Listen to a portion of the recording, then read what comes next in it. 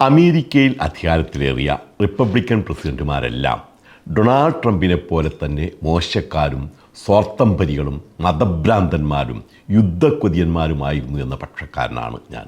അപ്പോൾ ആദ്യത്തെ റിപ്പബ്ലിക്കൻ പ്രസിഡന്റായിരുന്ന അബ്രഹാം ലിങ്കണോ എന്ന ചോദ്യം സ്വാഭാവികമാണ്.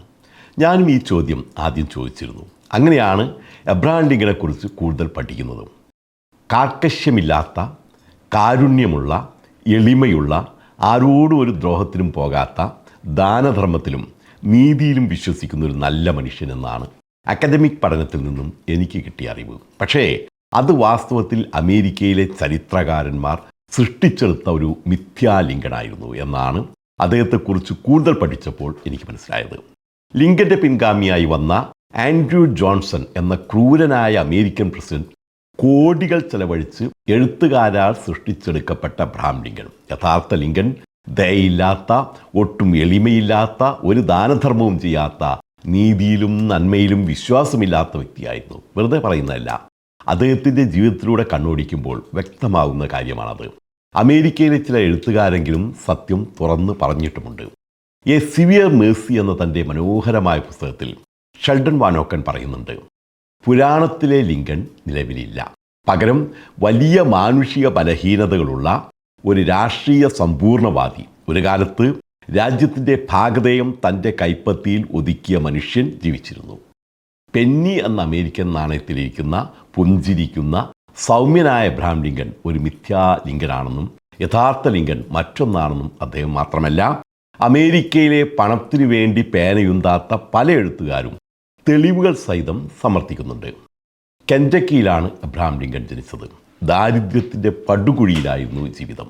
സ്വയം വിദ്യാഭ്യാസം നേടിയ അദ്ദേഹം ഒരു അഭിഭാഷകനായി മാറി. സൂത്രശാലിയായ അഭിഭാഷകൻ. കേസ് കിട്ടിയാൽ ഏത് തന്ത്രവും കുതന്ത്രവും പ്രയോഗിച്ച് വിജയിക്കുന്ന വക്കീൽ. അങ്ങനെ പേരെടുത്തു. പണക്കാരനുമായി. അക്കാലത്ത് രൂപീകരിക്കപ്പെട്ട റിപ്പബ്ലിക്കൻ പാർട്ടിയിൽ അംഗത്വമെടുത്തു. പിന്നെ അതിലെ ഓരോ നേതാക്കളെയും തരം പോലെ തഴഞ്ഞും തഴുകിയും അതിൻ്റെ നേതാവായി മാറി. സിറിൽ ടൈലർ എഴുതിയ the dark side of Abraham Lincoln മാത്രം വായിച്ചാൽ അത് വ്യക്തമാകും.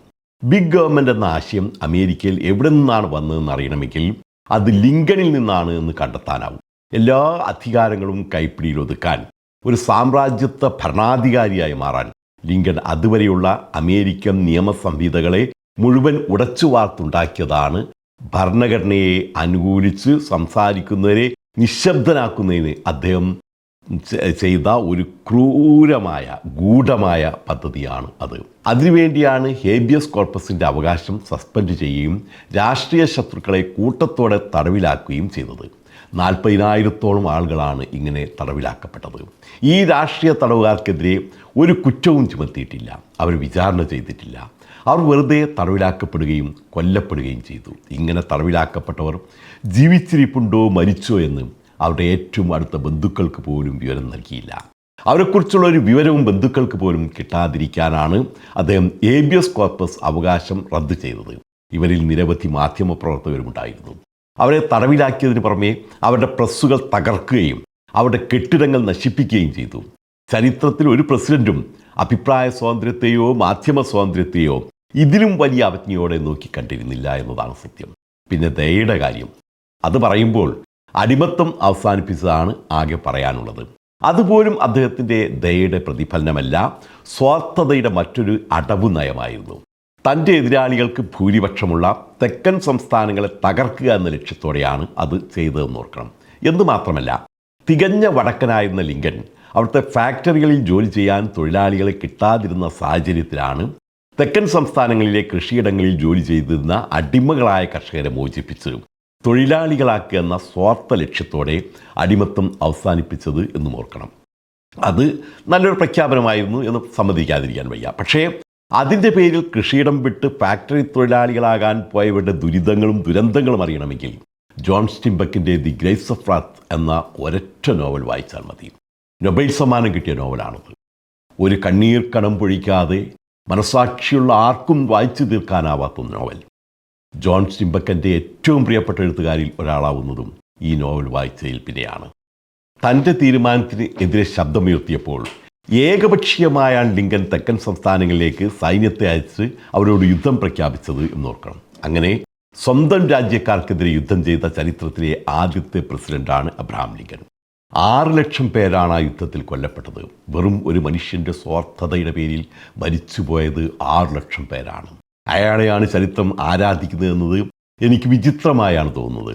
പിന്നീട് വന്ന എല്ലാ റിപ്പബ്ലിക്കൻ പ്രസിഡന്റുമാരും അബ്രഹാം ലിങ്കനെ പോലെ തന്നെ ക്രൂരന്മാരും സ്വാർത്ഥംപരികളും ബിസിനസ്സുകാരും കോർപ്പറേറ്റുകൾക്ക് വേണ്ടി നിയമനിർമ്മാണം നടത്തുന്നവരുമായിരുന്നു.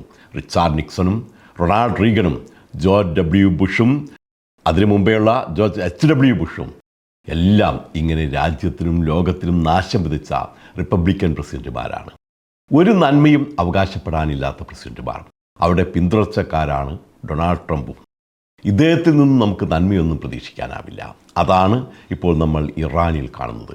ഒരു രാജ്യത്തിന് മേൽ കുതിര കയറി അവിടുത്തെ യുറേനിയവും പെട്രോളും കവർന്നെടുക്കുമെന്ന പരസ്യ പ്രസ്താവനയിൽ പ്രതിഫലിക്കുന്നത് അതാണ് നമ്മൾ പലസ്തീനികളെ ഗസയ്ക്ക് പുറത്ത് മാറ്റിപ്പാർപ്പിക്കാനുള്ള ട്രംപിൻ്റെ ഗൂഢതന്ത്രത്തിൽ കണ്ടത്.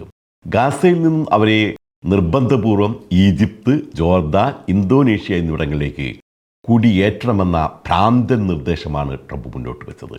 മനസാക്ഷിയുള്ള ഏതെങ്കിലും ഒരു ഭരണാധികാരിക്ക് ഇത്തരം തീരുമാനങ്ങൾ എടുക്കാൻ കഴിയുമെന്ന് എനിക്ക് തോന്നുന്നില്ല. ഒരു വംശത്തെ മുഴുവൻ ഇല്ലാതാക്കുക, അവിടെ നാടില്ലാതാക്കുക എന്നതിൽ എന്ത് ന്യായമാണ് പറയാനുള്ളത്? വാസ്തവത്തിൽ ഇസ്രയേൽ പലസ്തീൻകാർ ജൂതന്മാർക്ക് കൊടുത്ത ദാനമാണ്.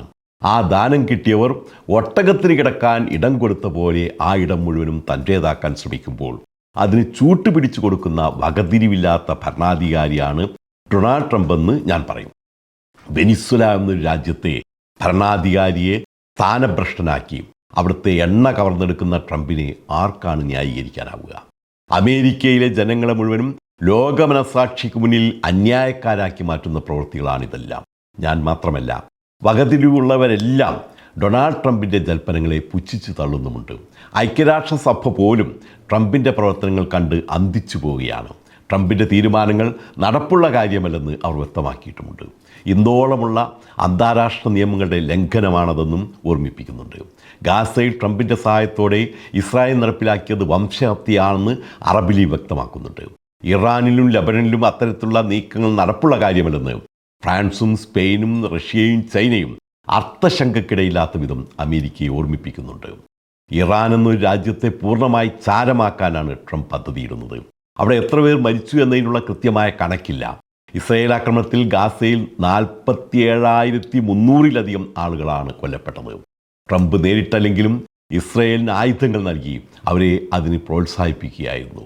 പക്ഷേ ആദ്യ റിപ്പബ്ലിക്കൻ പ്രസിഡന്റായിരുന്ന എബ്രഹാം ലിങ്കണും ഡെമോക്രാറ്റുകൾ അതുവരെ അനുവർത്തിച്ചിരുന്ന നീതിയുടെയും ന്യായത്തിൻ്റെയുമായ ഭരണഘടനയെ അട്ടിമറിച്ചുകൊണ്ടാണ് സെനറ്റിൻ്റെ അധികാരങ്ങൾ വെട്ടിക്കുറക്കുന്ന, തനിക്കായി മാത്രം അധികാരങ്ങൾ കേന്ദ്രീകരിക്കുന്ന ബിഗ് സ്റ്റേറ്റ് എന്ന ആശയം നടപ്പിലാക്കിയതെന്ന് ഓർക്കണം.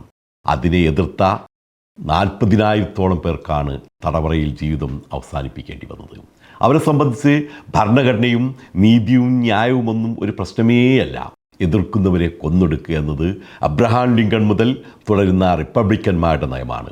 അതിനെ മൂടിവെക്കാൻ അവർ മതത്തിൻ്റെയും ആദർശത്തിൻ്റെതുമായ ഒരു മൂടുപടം അണിയുകയും ചെയ്യും. എഴുത്തിലും പ്രസംഗത്തിലും ആദർശം വിളമ്പുന്ന ഇരട്ടത്താപ്പുകാരനായിരുന്നു എബ്രഹാം ലിങ്കണെങ്കിൽ അതിൽ പോലും നീതിയും ന്യായവും തൊട്ടു തീണ്ടാത്ത ക്രൂരനാണ് ട്രംപ്. ഇന്നത് പറയാൻ പ്രത്യേക കാരണമുണ്ട്. ഇന്ന് ഏപ്രിൽ 14. ഇന്നാണ്, അതായത് 1865 ഒരു ഏപ്രിൽ 14 എബ്രഹാം ലിങ്കൺ വാഷിങ്ടണിലെ ഫോർട്ട് തിയേറ്ററിൽ വെച്ച് വെടിയേറ്റ് മരിച്ചത്. എൻ്റെ അഭിപ്രായത്തിൽ വെടിയേറ്റ് മരിക്കാൻ യോഗ്യനല്ലാത്തൊരു നേതാവായിരുന്നു എബ്രഹാം ലിങ്കൺ. കാരണം വെടിയേറ്റ് മരിച്ചവർ പലരും മഹാന്മാരാണ്. നമ്മുടെ രാഷ്ട്രപിതാവായ മഹാത്മാഗാന്ധിയുടെയൊന്നും 4 അയലത്ത് പോലും നിൽക്കാനാവാത്ത ക്രൂരനായ നിന്ദ്യനായ മനുഷ്യനാണ് എബ്രഹാം ലിങ്കൺ. ട്രംപിനെ പോലെ ധനമോഹിയായ, മനുഷ്യത്വം തൊട്ടു തീണ്ടാത്ത യാഥാസ്ഥിതിക മനോഭാവമുള്ള റിപ്പബ്ലിക്കനും.